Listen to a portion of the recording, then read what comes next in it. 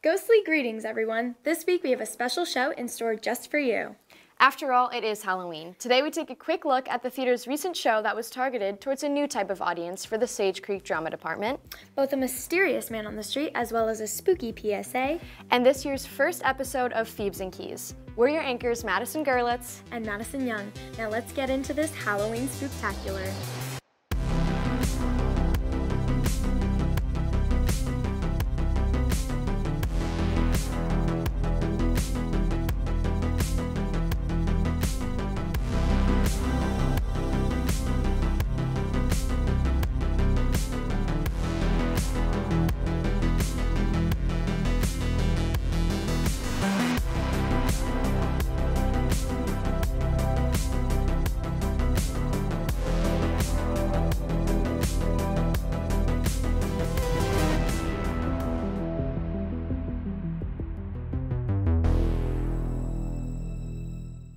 I feel like just yesterday, the construction of the Performing Arts Center was finally completed. I know, after what seemed like years of anticipation, you actually had the opportunity to cover the VAPA program's first ever gala that happened about a month ago.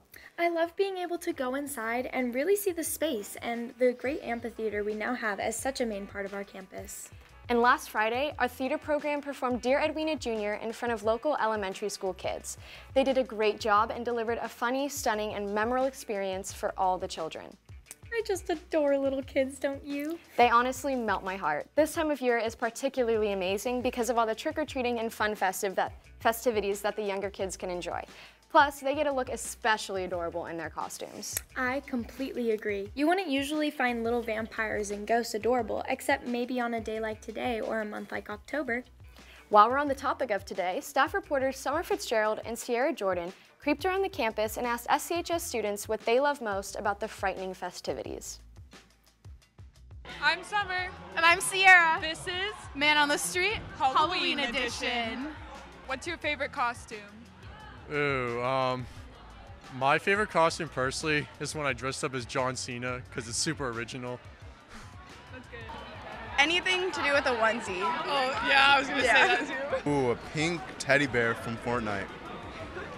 And what's the weirdest Halloween costume you've seen?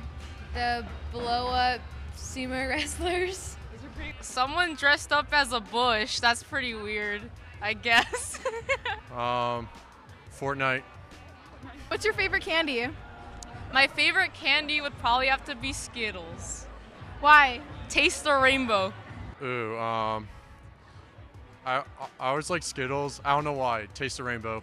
Twix. Twix? Would you eat yourself? Yes. Okay, and do you think you would last in a horror movie? No. No, I would be the first one to die. No. That's true.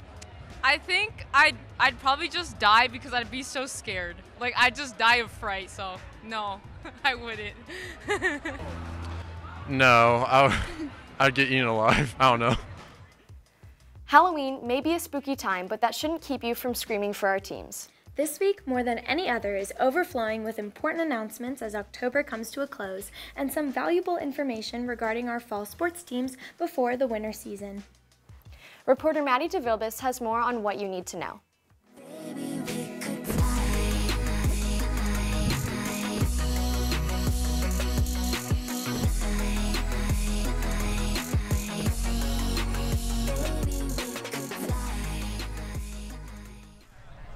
Hey Bobcats, I'm Maddie DeVilbiss with Sports and Announcements. Let's get right to it. My girls volleyball team won their past 2 CIF matches this past week. On Saturday, we played Mission Hills where we won 3-0. The Bobcats outperformed the Grizzlies with Delaney Carl leading the team in kills with 12 for the match. Defensively, the team performed immaculately with many amazing digs throughout. Senior Samantha Blackburn capped off the game with the kill, sending the Bobcats to the CIF semifinals. This will be today versus Patrick Henry at 5:30 in the Bobcat Arena. Come out to support in your costume as a win will move us to the championship. In other CIF news, boys beach volleyball won the Open Division Beach Volleyball Championship on Thursday. Facing off against Poway, the boys took 4 out of 5 games to secure another Sage Creek banner. Congratulations, beach volleyball, on your new trophy. Both cross country and field hockey had their senior night last Friday. Field hockey celebrated 5 seniors in their game versus SDA. The seniors have built the foundation for the upcoming years. Congratulations on all of the accomplishments throughout the season. Cross country also celebrated 11 of their seniors at their league meet at Guahomie Park on Friday. For the races itself, girls finished in 2nd, boys finished in 5th.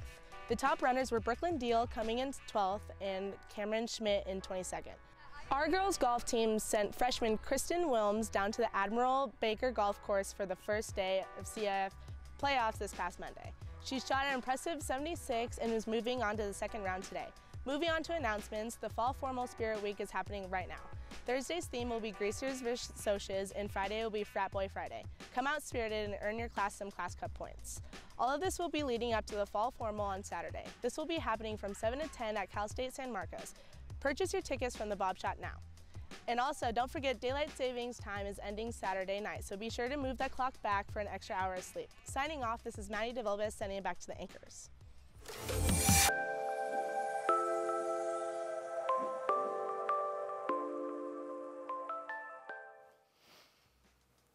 Tomorrow is already November 1st. I can't believe Fall Formal is coming up this weekend. I can't even fathom that the first official month of fall is finally over. I still haven't even gotten my pumpkin to carve for tonight. Obviously, I'm a bit behind. Well, you could always head over to the Carlsbad Strawberry Fields annual pumpkin patch if you really need something to decorate your doorway. But if that's not for you, you could always get a group of friends together and make some spooky slime. That's right! For our last-minute decorators, Fiebs and Keys have you covered with a special Halloween slime recipe. Welcome back to the latest episode of Fiebs and Keys. Today, for this special Halloween episode, we are going to be making and talking about the science of spooky slime.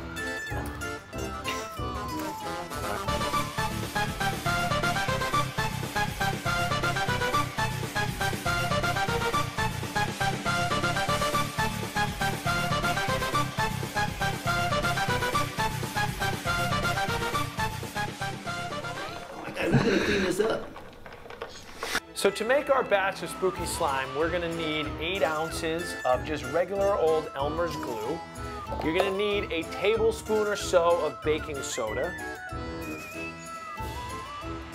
And you're going to need some contact solution. Mix these together until you start to get a slime consistency. If it looks too loose, just add a little more baking soda.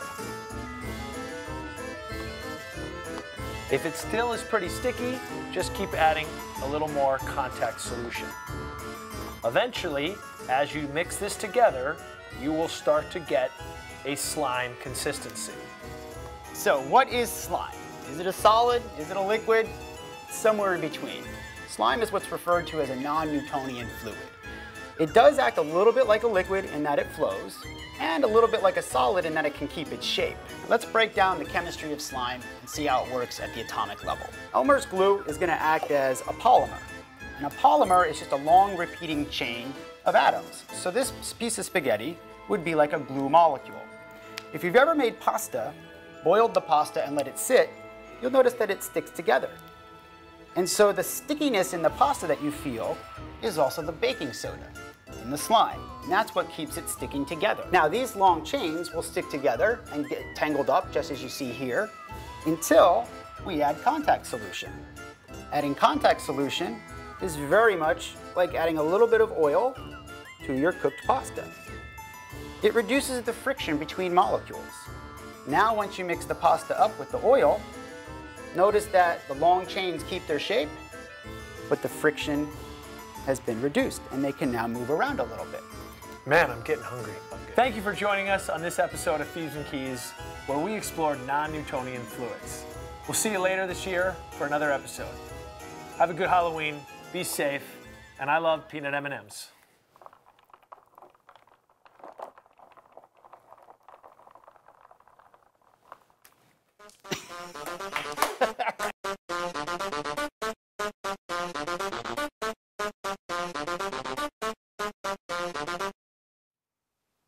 I know we all missed Fiebs and Keys' science lessons outside of the classroom curriculum. It was truly a blast getting to mix up some slime with them. I'm sure it was. I wish I could have been there to get into the Halloween spirit and learn a thing or two from our science department.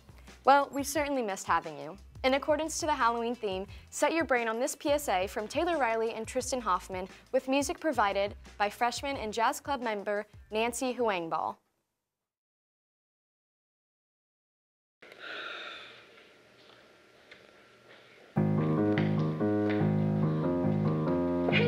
nerd. There's no homework on Halloween. Don't you know we have to go trick-or-treating? I have to do my homework. There's a test tomorrow. I'm not hearing it. It's Halloween, the one day of the year where we get to eat as much candy as we want for free. But I gotta do my homework. I just can't do the homework. I gotta do my homework, Sally. I can't just go. Sally, no.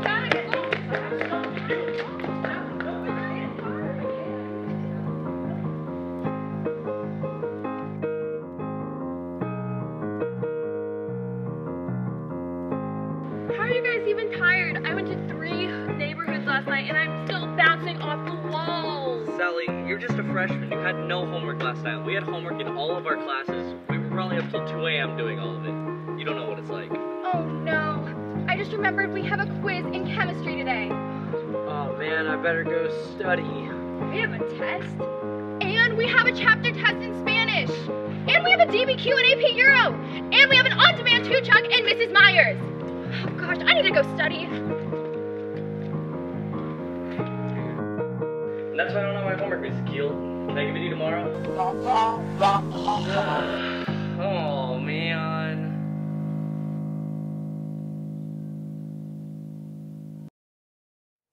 Thank you so much for that inspiring PSA, Taylor and Tristan. It really set this Wednesday's show apart from the others.